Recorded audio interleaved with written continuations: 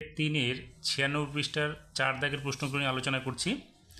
4 দাগের প্রথম প্রশ্নটা বলেছে বার্ষিক সরল সুদের হার 4% থেকে 3.3/4% হওয়ায় এক ব্যক্তির বার্ষিক আয় 60 টাকা কম হয়, ওই ব্যক্তির মূলধন নির্ণয় করো। তাহলে সুদের পরিমাণ দেখো 4% থেকে 3.3/4% কমে গেল, সেক্ষেত্রে আয়টা হচ্ছে 60 টাকা। তাহলে আমরা এইভাবে এটাকে লিখতে পারি, পি ইন্টু 4 বিয়োগ 3.4 বাই 100 আর ইন্টু সময়টা এখানে 1 ইকুয়াস টু হবে 60। কারণ আমরা জানি কি P into T into R by 100 equals to সুদটা। তাহলে সুদটা হচ্ছে কত কমে যাচ্ছে আমাদের, যেটা এই 4 থেকে 3 যেটা কমছে সেটাই আমাদের এখানে 60 টাকাটা হচ্ছে, সেই জন্য আমরা সেই অনুযায়ী যদি সাজাই তাহলে এটা হবে। এবার দেখো আমরা লিখতে পারি পি ইন্টু এটাকে 4 রেখে দিলাম, এটাকে ভাঙালে হচ্ছে 15/4 হবে, আর 100টা কী করলাম 60-এর সঙ্গে আমরা গুণ করে দিলাম, তাহলে এখানে হচ্ছে 6000 হয়ে যাবে। তাহলে এইটা লসাগু যদি করি আমরা, তাহলে পি ইন্টু 16 বিয়োগ 15/4 ইকুয়াস টু কত হবে 6000 হবে। তাহলে এখানে পি ইন্টু 16 থেকে 15 বাদ দিলে 1 হবে, তাহলে পি ইন্টু 1/4 ইকুয়াস টু 6000, বা পি এর মানটা কত হবে 24000, যেখানে আমরা পি ধরেছিলাম আসলটা। তাহলে এখানে মূলধন হচ্ছে আমাদের 24000 টাকা হবে। 2 নম্বরে বলেছে বার্ষিক নির্দিষ্ট শতকরা চক্রবৃদ্ধি হার সুদে কিছু টাকা এন বছরে দ্বিগুণ হলে কত বছরে 4 গুণ হবে। আমরা ধরে নিচ্ছি আসল যদি পি টাকা হয় তাহলে পি টাকা এন বছরে দ্বিগুণ হবে এবং চক্রবৃদ্ধি সুদের হার হচ্ছে 8%।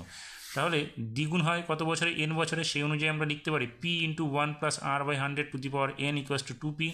পিটা বোথ সাইড থেকে যদি কেটে যায় তাহলে আমরা পাবো 1 + r/100 to the power n equals to 2, বা 1 + r/100 equals to 2 to the power 1/n হয়ে যাবে।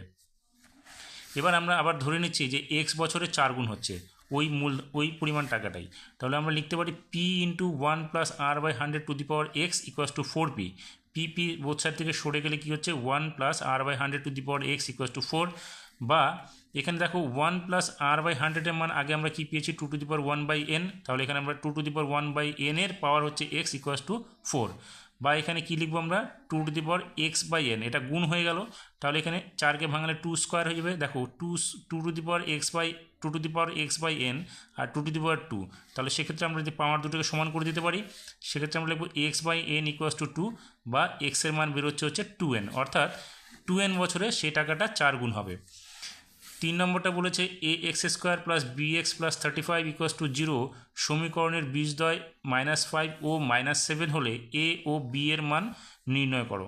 তাহলে এখানে আমরা প্রথমে একটা বীজ -5 ধরে যদি সমাধানটা করি তাহলে পাবো কি a ইন্টু -5 এর square plus b into -5 + 35 equals to 0। এবার আমরা পাচ্ছি কি, তাহলে দেখো এখানে স্কোয়ারটা করলে -5 এর স্কোয়ার করলে 25a মাইনাস এখানে 5b + 35 ইকুয়াস টু 0। আমরা যদি 5 কমন নিই তাহলে এখানে হবে কত 5a minus b plus 7 equals to 0, এটাকে আমরা 1 নং সমীকরণ করে রেখে দিলাম। এবার আরেকটা বীজ বলেছে -7, তাহলে আমরা কী করলাম -7 ধরে আবার মানটা বের করলাম। তাহলে এখানে -7 ধরে যদি আমরা মানটা বের করি, আমরা মানটা বসিয়ে দিচ্ছি এক্সের জায়গায়, তাহলে এখানে কী পাবো 49a minus 7b plus 35 equals to 0। এখানে আমরা 7 যদি কমন নিই তাহলে 7a minus b plus 5 equals to 0 পাবো, এটাকে আমরা 2 নং সমীকরণ রেখে দিলাম। এখন কী করলাম আমরা 2 নং সমীকরণ থেকে 1 নং সমীকরণটাকে বাদ দিব, তাহলে আমরা এইভাবে লিখব 7a minus b plus 5 equals to 0, আর 1 নং সমীকরণটা লিখবো হচ্ছে 5a minus b plus 7 equals to 0। যেহেতু আমরা মাইনাস করবো তাহলে এটা চিহ্নটা চেঞ্জ করবো, চিহ্নটা চেঞ্জ করলে এখানে মাইনাস হয়ে যাবে, এখানে প্লাস হবে, এখানে মাইনাস। দেখো প্লাসে মাইনাসে কেটে যাবে, আর 7 থেকে 5 চলে গেলে এখানে 2a থাকবে, এখানে হচ্ছে -7 থেকে +5 চলে গেলে -2 থাকবে ইকুয়াস টু 0, অর্থাৎ 2a মাইনাস 2 ইকুয়াস টু 0 পাবো। তাহলে আমরা 2a ইকুয়াস টু কী হবে -2 এর দিকে 2 হয়ে যাবে, বা a এর মান পাবো আমরা 1। এবার কি করব, এর মানটা 1 যেটা সেটা আমরা 1 নং সমীকরণে বসিয়ে b এর মানটা বের করে নেব। তাহলে এখানে 1 নং সমীকরণটা কী ছিল আমাদের 5a মাইনাস b প্লাস 7, তাহলে 5 ইন্টু 1 এর মান minus b plus 7 equals to 0। তাহলে এখানে 5 আর 7, দেখো 5 একে 5 হবে আর 7 12 হবে, তাহলে 12 ইকুয়াস টু কী হবে বিটা এদিকে চলে আসে প্লাস হয়ে যাবে, অর্থাৎ এর মান আমরা পেলাম 1 এবং b এর মান পেলাম আমরা 12। এবার 4 নম্বর প্রশ্নটাতে বলেছে যৌগিক ভেদের উপপাদ্যটি বিবৃত করো। এটা বইয়ে তোমরা পেয়ে যাবে, তবু আমি এখানে লিখে দিচ্ছি। সেটা হচ্ছে এক্স ওয়াই জেড তিনটি চল এরূপ যে এক্স সমানুপাতিক ওয়াই যখন জেড ধ্রুবক এবং এক্স সমানুপাতিক জেড যখন ওয়াই ধ্রুবক, তাহলে এক্স সমানুপাতিক ওয়াই জেড হবে যখন ওয়াই এবং জেড উভয়ই পরিবর্তিত হয়। 5 নম্বরে বলেছে 63 ডিগ্রি 35 মিনিট 15 সেকেন্ড পরিমাপের কোণটির পূরক কোণের মান নির্ণয় করো। তাহলে আমরা কী করবো, পূরক কোণ হচ্ছে দুটি কোণের সমষ্টি 90 ডিগ্রি হয়, তাহলে এটা কী করবো আমরা 90 ডিগ্রি থেকে বাদ দিব। তাহলে পূরক কোণের মান কী হবে, 90 ডিগ্রি থেকে বাদ দিতে গেলে আমরা কী করবো 89 ডিগ্রি 59 মিনিট 60 সেকেন্ড থেকে এটাকে বাদ দিব। তাহলে বাদ দিলে দেখবে এখানে 60 থেকে 15 সেকেন্ড বাদ দিলে 45 হবে, 59 মিনিট থেকে 35 মিনিট বাদ দিলে 24 মিনিট হবে, আর 89 ডিগ্রি থেকে 63 ডিগ্রি বাদ দিলে 26 ডিগ্রি হবে। অর্থাৎ পূরক কোণের মান হচ্ছে 26 ডিগ্রি 24 মিনিট 45 সেকেন্ড। 6 নম্বরটাতে বলেছে দুটি বৃত্তের ব্যাসার্ধের দৈর্ঘ্য 3 সেমি ও 11 সেমি এবং তাদের কেন্দ্রদ্বয়ের দূরত্ব 17 সেমি হলে বৃত্ত দুটির একটি সাধারণ স্পর্শকের দৈর্ঘ্য নির্ণয় করো। তাহলে এটা ধরে নিচ্ছি 3 সেমি ব্যাসার্ধ বিশিষ্ট বৃত্ত এবং এটা হচ্ছে 11 সেমি ব্যাসার্ধ বিশিষ্ট বৃত্ত। এবার স্পর্শক অঙ্কন করতে গেলে আমাদের কি করতে হবে, এখানে এই যে 3 সেমি ব্যাসার্ধটা এটা আমাদের কি করতে হবে, এখানে দেখো এই অংশটা হবে 3 সেমির সমান, তাহলে এই অংশটা কত হবে 8 সেমি, আর এটা তো আমাদের কত 17, তাহলে আমাদের এই অংশটাকে বের করতে হবে। দেখো স্পর্শক অঙ্কন করতে গেলে এই যে সরলরেখাটা হয় এটা কিন্তু কেন্দ্রের সঙ্গে লম্বভাবে দাঁড়ায়, তাহলে এটা লম্বভাবে দাঁড়ালে এখানে আমাদের কী হবে, এটা 90 ডিগ্রি হবে, অর্থাৎ এটা হচ্ছে আমাদের কি, এটা হচ্ছে আমাদের অতিভুজ আর এটা হচ্ছে আমাদের লম্ব, এটা হচ্ছে আমাদের ভূমি। তাহলে এইটার দৈর্ঘ্য বের করতে পারলে আমরা স্পর্শকের দৈর্ঘ্যটা পেয়ে যাব। সেক্ষেত্রে আমরা কি করব, আমরা ইপি এর মান বা পিই এর মানটা আমরা কি করব, এটাকে ভূমি ধরি, তাহলে ভূমি কি করব অতিভুজ স্কোয়ার মাইনাস লম্ব স্কোয়ার, তাহলে আমরা এখানে p q square minus e q square করবো, মানটা আমরা বসিয়ে দেবো 17 স্কোয়ার মাইনাস 8 স্কোয়ার, 17 স্কোয়ার করলে 289 মাইনাস 64 হবে, অর্থাৎ 225 হবে √, যার মান বেরোবে হচ্ছে 15। তাহলে স্পর্শকের দৈর্ঘ্য হচ্ছে আমাদের 15 সেমি। 6 নম্বর প্রশ্নটাতে বলেছে 7 নম্বর প্রশ্নটাতে বলেছে পাশের চিত্রে ও কেন্দ্রীয় বৃত্তের ওপি লম্ব এবি = 6 সেমি এবং পিসি = 2 সেমি হলে বৃত্তের ব্যাসার্ধের দৈর্ঘ্য নির্ণয় করো। তাহলে দেখো এখানে সি বলে কোনো জিনিস নেই, এখানে হবে পিও হবে, তবে অঙ্কটা সমাধান করা যাবে। তাহলে আমরা এখানে পিও ধরে যদি করি তাহলে এখানে এবি এবং এখানে ওপি লম্ব, তাহলে এটাকে যুক্ত করে দেবো। এখানে যেখানে বলেছে দেখো এবির মান হচ্ছে কত 18 সেমি, এখানে এবির মান বলেছে 6 সেমি, তাহলে এপি কত হবে, এপি হবে আমাদের 3 সেমি, আর ওপি হচ্ছে আমাদের 2 সেমি, তাহলে এটা হচ্ছে অতিভুজ ও এটা, তাহলে আমরা ও এর মান কী বের করবো, ও এ হবে হচ্ছে √ লম্ব স্কোয়ার প্লাস ভূমি স্কোয়ার, তাহলে সেই অনুযায়ী আমরা এখানে লম্ব স্কোয়ার প্লাস ভূমি স্কোয়ার বললে আমরা মানটাকে বসাবো, তাহলে দেখবে 3 স্কোয়ার প্লাস 2 এর স্কোয়ার হবে, অর্থাৎ 9 + 4 √ দিয়ে, তাহলে আমরা পাবো হচ্ছে √13। এটা হচ্ছে আমাদের কি ব্যাসার্ধের মানটা। যদিও এখানে পিসি বলেছে, পিসি কিন্তু আমরা খুঁজে পাচ্ছিলাম না, সেই জন্য আমি ও ধরে এটা অঙ্কটার সমাধান করলাম, যেটা হচ্ছে √13 হবে উত্তরটা। এবার তোমরা যদি এটাকে পেয়ে থাকো তাহলে আমাকে কমেন্টস করে জানাবে এটার কি হতে পারে, অবশ্যই তাহলে ভালো হয়। 8 নম্বরটা যেটা বলেছে সেটা বলেছে ত্রিভুজ এবিসি সমকোণী, কোণ এবিসি = 90 ডিগ্রি, এবি 3 সেমি, বিসি 4 সেমি, বিডি লম্ব এসি হলে বিডি এর দৈর্ঘ্য নির্ণয় করো।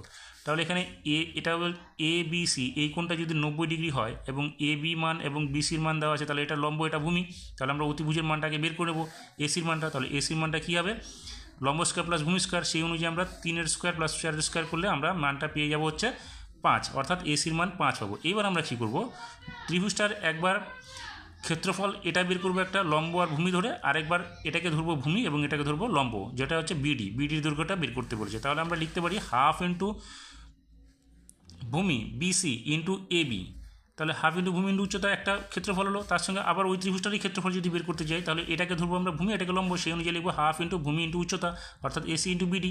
তাহলে হাফ বোথ সাইড থেকে কেটে গেল, এখানে বিসির মান কত 4, এবির মান কত 3 আমরা এখান থেকে পেয়ে যাব, আর এখানে এসির মান হচ্ছে কত 5 এবং বিডির মানটা আমরা বের করবো। তাহলে বিডি কত হবে 3 × 4 = 12/5 হবে, অর্থাৎ বিডির মান 5 দিয়ে 12কে ভাগ করলে 2.4, অর্থাৎ আমরা এখানে পেয়ে গেলাম বিডির মান 2.4 সেমি। 9 নম্বরটাতে বলেছে দুটি গোলকের বক্রতলের ক্ষেত্রফলের অনুপাত 1:4 হলে তাদের আয়তনের অনুপাত নির্ণয় করো। দেখো বক্রতলের ক্ষেত্রফলের অনুপাত দেওয়া আছে, আমরা যদি ধরে নিই প্রথম গোলকের ব্যাসার্ধ হচ্ছে R1 এবং দ্বিতীয় গোলকের ব্যাসার্ধ যদি R2 হয়, তাহলে বক্রতলের অনুপাতটা কী হবে 4πr1² 4πr2² = 1:4। সেক্ষেত্রে দেখো 4π তো এমনি কেটে যাবে, সেক্ষেত্রে R1² = R2² হবে কি 1:2। শুধু R1 এবং R2 কত হবে অনুপাতটা 1:4 ছিল, যেটা R1 স্কোয়ার এবং R2 স্কোয়ার, সেক্ষেত্রে আমরা পেয়ে যাব R1 এবং R2 অনুপাত হচ্ছে 1:2। এবার আমরা যদি ধরি প্রথম গোলকের R1 মানে হচ্ছে ব্যাসার্ধ যদি 1 একক এবং দ্বিতীয় গোলকের ব্যাসার্ধ যদি 2 একক হয়, তাহলে আমরা কি পাবো, আয়তনের অনুপাতটা কি পাবো। তাহলে আয়তনের অনুপাতের ক্ষেত্রে সূত্রটা কী হবে, 4/3 পাই R1 এর cube is to 4/3 pi R2 এর কিউব। তাহলে আমরা 4/3 পাই দুই দিক থেকে সরে যাবে, তাহলে আমরা কী পাবো, R1 এর কিউব ইস টু R2 এর কিউব। তাহলে 1টা ধরে আমরা যদি R1কে ধরি, তাহলে 1 কিউব ইস টু 2 কিউব, অর্থাৎ 1:8 হবে। তাহলে আমরা পেয়ে গেলাম কি, গোলক দুটির আয়তনের অনুপাত হচ্ছে 1:8। 10 নম্বরটা বলেছে একটি লম্ববৃত্তাকার শঙ্কুর আয়তন ও পার্শ্বতলের ক্ষেত্রফলের সংখ্যামান সমান। শঙ্কুটির উচ্চতা ও ব্যাসার্ধ যথাক্রমে h একক r একক হলে 1/h² + 1/r² এর মান নির্ণয় করো। তাহলে এখানে আমরা দেখো, এটা যদি শঙ্কু হয় তাহলে এটা ব্যাসার্ধ r, এটা h এবং এটা l। তাহলে আমরা লিখতে পারি এখানে এই প্রশ্নানুসারে কি, আয়তন এবং পার্শ্বতলের ক্ষেত্রফলের সংখ্যামান সমান বলেছে, তাহলে 1/3 πr² h = πrl। তাহলে আমরা 1/3 πr² = πr, এখানে l এর মানটা কী হবে, দেখো এটা l এর মানটা কী হবে, এটা যদি অতিভুজ হয় তাহলে লম্ব স্কোয়ার প্লাস ভূমি স্কোয়ার √, তাহলে আমরা এটা লম্ব স্কোয়ার প্লাস ভূমি স্কোয়ারের √, দিয়ে লিখবো, অর্থাৎ h² + r²। তাহলে এবার পাই আর দুই দিক থেকে সরে গেলে আর এখানে বাঁচবে, তাহলে RH/3 নিচে চলে আসবে, সমান চিহ্ন √h² + r² হবে। এবার আমরা বোথ সাইড থেকে যদি স্কোয়ার করি বা বর্গ করি, তাহলে কি পাবো, r² h²/9 হয়ে যাবে, রুটটা উঠে গিয়ে এখানে হবে h² + r²। এবার আমরা কি করলাম, 1/9টা রেখে দিয়ে r² h²টাকে এটা নিচে নিয়ে চলে আসবো, তাহলে 1/9 কী হবে, h² + r² × r² হবে। তাহলে 1/9 কী হবে, এটাকে দেখো আমরা এইভাবে লিখতে পারি, এই অংশটাকে 1/h² + 1/r², অর্থাৎ আমরা মানটা পেয়ে গেলাম কত, 1/9। এবার 11 নম্বর প্রশ্নটাতে কি বলেছে, x = a × sin θ এবং y = b × tan θ থেকে থিটা অপনয়ন করতে বলেছে। তাহলে প্রথমটুকু আমরা নিয়ে নিলাম x = a × sin θ, সেখান থেকে sin θ মানটা কী হবে, x/a হয়ে যাবে। sin θ মানে কি, 1/cosec θ, তাহলে 1/cosec θ = x/a, তাহলে cosec θ মানটা কী হবে, এটা উল্টে যাবে, অর্থাৎ a/x হবে। অপরদিকে y = b × tan θ, তাহলে tan θ মানটা কী হবে, y/b, তাহলে আমরা টেনের পরিবর্তে লিখতে পারি 1/cot θ, তাহলে এটা হবে 1/cot θ = y/b, বা cot θ কী হবে, এটা উল্টো হয়ে যাবে, অর্থাৎ b/y। তাহলে আমরা কি জানি, cosec² - cot² = 1, তাহলে এবার cosec² মানটা আমরা বসিয়ে দেবো a² - x² কটের মানটা হচ্ছে b/y, তাহলে স্কোয়ার আছে যেহেতু, তাহলে b² / y² = 1, অর্থাৎ আমরা মানটা কী পেলাম, a² / x² - b² / y² = 1, এটাই হচ্ছে থিটা অপনয়ন। 12 নম্বরটা বলেছে একটি পরিসংখ্যা বিভাজনের গড় 8.1 ∑f(i(xi) = 132 + 5k, ∑f(fi) = 20 হলে k এর মান নির্ণয় করতে বলেছে। তাহলে যেহেতু এটা যৌগিক গড় 8.1, তাহলে আমরা লিখতে পারি ∑f(fi(xi) / ∑f(fi) = 8.1। তাহলে মানটা বসিয়ে দেবো এবার আমরা, ∑f(fi(xi) এর 132 + 5k, আর ∑f(fi) এর মান হচ্ছে 20, তাহলে 132 + 5k / 20 = 8.1, বা 132 + 5k = 20 সঙ্গে এটা গুণ করলে হয়ে যাবে 162.0। তাহলে 5k এর মানটা কী হবে, 162 থেকে আমরা 132কে ডান দিকে এনে বিয়োগ করে দেবো। তাহলে k এর মানটা কী দাঁড়াবে, 162 থেকে 132কে বিয়োগ করলে হচ্ছে 30 হবে, তাহলে 30/5 চলে আসবে, বা k এর মান আমরা পেয়ে যাব 6। সমাধানটা ভালো লাগলে অবশ্যই লাইক, শেয়ার, কমেন্টস করবে, এবং আরও সমাধান পেতে অবশ্যই চ্যানেলটিকে সাবস্ক্রাইব করে বেল আইকনে গিয়ে অল নোটিফিকেশান ক্লিক করে দেবে, তাহলে পরবর্তী সমাধানগুলো তোমরা অবশ্যই পেয়ে যাবে।